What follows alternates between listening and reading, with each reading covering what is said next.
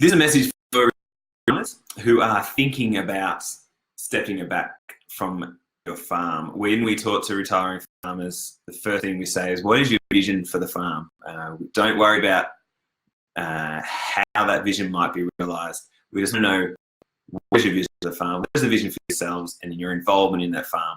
And from there, we can work backwards. So to get that vision out of farmers, we've developed 7 questions that were listed here, and I'll go through them in a second, that we want you to think about before we start unpacking ways of potentially transitioning ownership or whatever the solution might be. We don't care what your vision is for the farm. We just want to know you've got one. We're not here to tell you what that vision should be. We just, again, want to make sure you've got one, and we can work backwards to help you realise that vision. Sometimes that vision would lead to transitioning ownership to a kid or kids not your own. Sometimes it means just selling and walking away. Fantastic. That is fantastic. We're not here. We don't care. Just as long as you've got that vision. So here's some questions to help you unpack it and work through. So please share this around to anyone you think is wanting to step back. So 1, do you want to own the land 100% forever and ensure your kids have ownership? So if you're thinking about handing to kids that aren't your own, and you have kids who don't want it, there's still arrangements that you can have where your kids can have the first option to buy the land back, or can be involved as directors on the board. There's so many creative solutions. But first off, do you want to own the land 100% forever? If yes, fantastic. If you're happy to share ownership, fantastic as well. But knowing that and being clear about that is probably the number one thing. If you are happy to share ownership, is it a certain amount? And is it the business or the land? And is it for how long? Is it you want to be bought out in 10 years, or you want to be half the land purchased in 10 years, or you want to be bought out straight away? Whatever it is, fantastic. It's just understanding those timelines.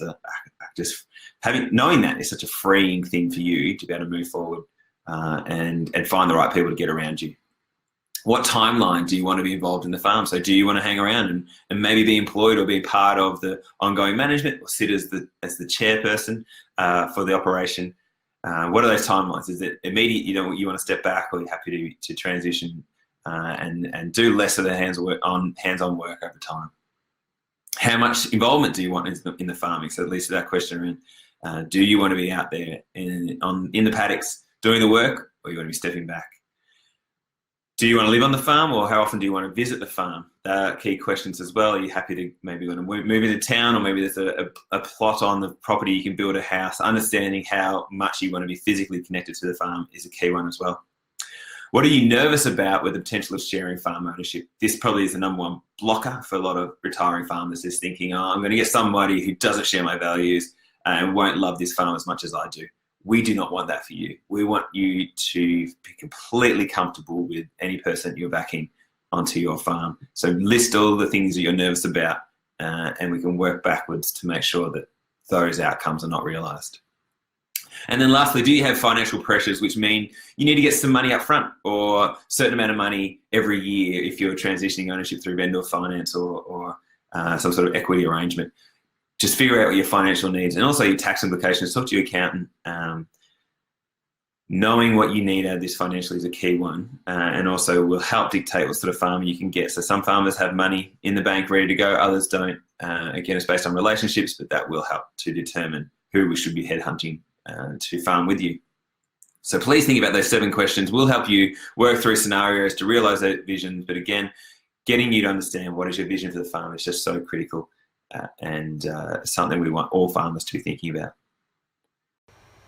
Thank you for your attention and for watching this video. Click here or somewhere to watch more of our videos. If you're new here, please do subscribe. We want more of your attention. We want to get you inspired to get onto your farm. Let's get you farming.